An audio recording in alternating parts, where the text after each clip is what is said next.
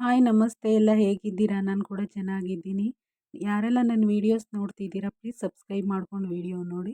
ಇವತ್ತು ನೋಡಿ ನಮ್ಮ ಅತ್ತೆಯವರು ಒಂದು ಸ್ವಲ್ಪ ಶಾಪಿಂಗ್ ಮಾಡೋದಿತ್ತು ಅಂತೇಳಿ ಸಿಟಿಗೆ ಕರ್ಕೊಂಡು ಹೋಗಿದ್ರು. ಅವ್ರ ಜೊತೆಗೆ ನಾನು ಕೂಡ ಹೋಗಿದ್ದೆ. ಅವರು ಮಂಚ ತೊಗೊಬೇಕು ಅಂತ ಹೇಳಿದರು. ಅದಕ್ಕೆ ಹೋಗಿದ್ವಿ. ಒಂದು ಅಂಗಡಿಗೆ ಹೋಗಿದ್ವಿ. ಅಲ್ಲಿ ಯಾಕೋ ಸರಿ ಹೋಗಿಲ್ಲ. ಅದಕ್ಕೆ ಇನ್ನೊಂದು ಅಂಗಡಿಗೆ ಕರ್ಕೊಂಡ್ಬಂದರು. ಅಲ್ಲೆಲ್ಲ ನೋಡಿ ಅಲ್ಲಿ ನೋಡ್ತಾ ಇದ್ದೀರಿ. ಹಾಗೆ ದಿವಾನ್ ಕಾಟು ಕೂಡ ತೊಗೊಳ್ಳೋಣ ಅಂತ ಅವರು ನೋಡ್ತಾ ಇದ್ರು. ನನಗೆ ಸೆಲೆಕ್ಟ್ ಮಾಡು ಯಾವ್ದು ತೊಗೊಳ್ಳೋಣ ಅಂತ ಅಂದರು. ನಾವು ನೋಡ್ತಾ ಇದ್ವಿ.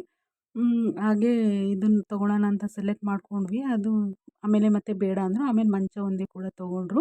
ನಾನು ವೀಡಿಯೋ ಮಾಡ್ತಾ ಇದ್ದಿದ್ದು ನೋಡಿ ಅಂಗಡಿಯವರು ಏನು ವೀಡಿಯೋ ಮಾಡ್ತಿದ್ದೀರಾ ಅಂತ ಕೇಳಿದ್ರು. ಅದಕ್ಕೆ ಅವ್ರಿಗೆ ಗೊತ್ತಾಗ್ತಿದ್ದಂಗೆ ಸುಮ್ಮನೆ ವೀಡಿಯೋ ಮಾಡ್ಕೊಳ್ತಾ ಇದ್ದೆ. ಹ್ಮ್. ಹಾಗೆ ಅವ್ರಿಗೆ ಹೋದ ತಕ್ಷಣ ಕುಡಿಯೋಕ್ಕೆ ಜ್ಯೂಸ್ ಕೂಡ ಕೊಟ್ಟರು. ಸ್ವಲ್ಪ ಜ್ಯೂಸೆಲ್ಲ ಕುಡ್ಕೊಂಡು ಎಲ್ಲ ನೋಡ್ತಾ ಇದ್ವಿ ಏನೇನು ಐಟಮ್ ಇದೆ ಅಂತ ಹೇಳಿ ಎಲ್ಲ ನೋಡ್ತಾ ಇದ್ವಿ. ಡ್ರೆಸ್ಸಿಂಗ್ ಟೇಬಲ್ ಎಲ್ಲ ಚೆನ್ನಾಗಿತ್ತು ತೊಗೊಳ್ಳೋಣ ಅಂತ ಅಂದ್ಕೊಂಡ್ವಿ. ಎಲ್ಲ ಐಟಮು ನೋಡಿಕೊಂಡು ಲಾಸ್ಟಿಗೆ ಮಂಚ ತೊಗೊಂಡ್ರು ನಮ್ಮ ಅತ್ತೆಯವರು. ಮಂಚ ಎಲ್ಲ ಸೆಲೆಕ್ಟ್ ಮಾಡಿಕೊಂಡು ಇದೇ ಅಂಗಡಿ ನೋಡಿ ಎಲ್ಲ ಥರ ಐಟಮ್ ಇತ್ತು. ಮಂಚ, ಬೀರು, ಚೇರ್ಗಳು ಪ್ರತಿಯೊಂದು ಅಂದರೆ ಮನೆಗೆ ಏನೇನು ಐಟಮ್ ಯೂಸ್ ಆಗುತ್ತೆ ಎಲ್ಲ ಥರ ಐಟಮ್ಗಳು ಅಲ್ಲಿ ಇತ್ತು. ಹಾಗೆ ನೋಡಿ ನಮ್ಮ ನಾದಿನಿ ಅವರು ಹೊಸ್ದಾಗಿ ಮದುವೆ ಆಗಿದ್ರಲ್ಲ ಅವರು, ಅವ್ರ ಯಜಮಾನ್ರು, ನಮ್ಮ ಮಾವ, ನಮ್ಮ ಅತ್ತೆ ಎಲ್ಲರೂ ಕೂಡ ಹೋಗಿದ್ವಿ. ಹಾಗೆ ಇಲ್ಲೊಂದು ಗಣಪತಿ ವಿಗ್ರಹ ಇಟ್ಟಿದ್ರು. ಅದು ನೋಡೋಕೆ ತುಂಬ ಚೆನ್ನಾಗಿತ್ತು. ಅದನ್ನು ಕೂಡ ಸ್ವಲ್ಪ ವೀಡಿಯೋ ಮಾಡಿಕೊಂಡು ಹಾಗೆ ನೋಡಿ ಬೀರುಗಳೆಲ್ಲ ಕಲರ್ ಕಲರ್ ಆಗಿ ಎಲ್ಲ ಚೆನ್ನಾಗಿತ್ತು ನೋಡಲಿಕ್ಕೆ. ಅಂದರೆ ಯಾವ್ದು ತೊಗೊಬೇಕು ಯಾವ್ದು ಬಿಡಬೇಕು ಅಂತಲೇ ಗೊತ್ತಾಗ್ತಿರ್ಲಿಲ್ಲ. ಒಂದಕ್ಕಿಂತ ಒಂದು ಸೂಪರಾಗಿತ್ತು. ನಮ್ಮ ಮಾವ ಮಂಚ ಸೆಲೆಕ್ಟ್ ಮಾಡುವ ಅಂತ ಕರೆದ್ರು. ಅದಕ್ಕೆ ಹೋಗ್ತಾ ಇದ್ದೀನಿ. ಇವರೇ ನೋಡಿ ನಮ್ಮ ಮಾವ ಮತ್ತು ಅವ್ರು ನಮ್ಮ ನಾದಿನಿ ಗಂಡ ಅವರೆಲ್ಲ ನಿಂತಿದ್ದರು. ಇವ್ರು ನಮ್ಮ ಅತ್ತೆ ಯಾವ್ದು ನೋಡ್ಬಾ ತೊಗೊಳ್ಳೋಣ ಮಂಚ ಚೆನ್ನಾಗಿರೋದು ಅಂತ ಹೇಳಿದ್ರು. ಲಾಸ್ಟಿಗೆ ನೋಡಿ ಇದು ಫೈನಲ್ ಆಯಿತು. ಎಲ್ಲ ತೊಗೊಂಡು ಇದು ಚೆನ್ನಾಗಿದೆಯಾ ಅಂತ ಅಂದ್ಬಿಟ್ಟು ಚೆಕ್ ಮಾಡ್ತಾ ಇದ್ದಾರೆ ಒಂದು ಸತಿ ಹಾಕ್ಬಿಟ್ಟು. ಹಾಗೆಲ್ಲ ತೊಗೊಂಡು ಮನೆಗೆ ಬಂದ್ವಿ. ಮನೆಗೆ ಬಂದು ರಾಗಿ ಇರಲಿಲ್ಲ ಸೀಟು. ಅದಕ್ಕೆ ಎಲ್ಲ ರಾಗಿ ತೊಳೆದಾಕಿ ರೆಡಿ ಮಾಡ್ಕೊಳ್ತಾ ಇದ್ವಿ. ಅಂದರೆ ಇದು ಸೊಸೈಟಿ ರಾಗಿ ಆಗಿತ್ತಲ್ಲ, ಅದಕ್ಕೆ ಸ್ವಲ್ಪ ಕಲ್ಲೆಲ್ಲ ಇರುತ್ತೆ ಅಂದ್ಬಿಟ್ಟು ಅದನ್ನು ಕ್ಲೀನಾಗಿ ತೊಳೆದ್ಬಿಟ್ಟು ಕೊಟ್ಟಿದ್ದೆ.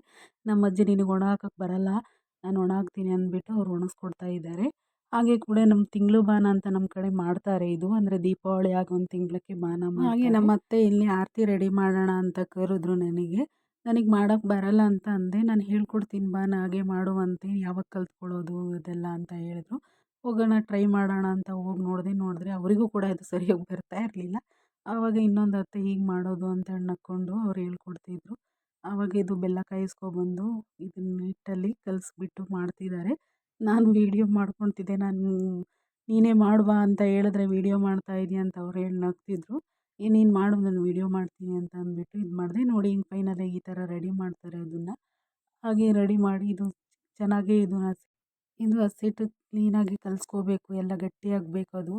ಕಲಸಿ ಈ ಥರ ಆಗುತ್ತೆ. ಹಾಗೆ ಅಜ್ಜಿನೂ ಮತ್ತು ನಮ್ಮ ಅತ್ತೆಯವರೆಲ್ಲ ಸೇರಿ ಇದು ನೋಡಿ ಆರತಿ ರೆಡಿ ಮಾಡ್ತಿದ್ದಾರೆ. ಅದು ಹೇಗೆ ಅಂತ ಹೇಳ್ಬಿಟ್ಟು ಎಲ್ಲ ಕ್ಲೀನಾಗಿ ಅದೆಷ್ಟೇ ಇದು ವೀಳ್ಯದೆಲೆಯಲ್ಲಿ ಇದು ಕಡ್ಡೀಲಿ ಹಾಕ್ತಿದ್ರು ಕೂಡ ಅದು ನಿಲ್ತಾ ಇರಲಿಲ್ಲ. ಬಿದ್ದು ಹೋಗ್ತಾ ಇತ್ತು. ನಾವು ನಗ್ತಿದ್ವಿ, ಏನು ಆರತಿ ರೆಡಿ ಮಾಡ್ತಿದ್ದೀರಾ ಅಂತ ಅಂದ್ಬಿಟ್ಟು ನಗಾಡ್ತಾ ಕೂತ್ಕೊಂಡಿದ್ವಿ.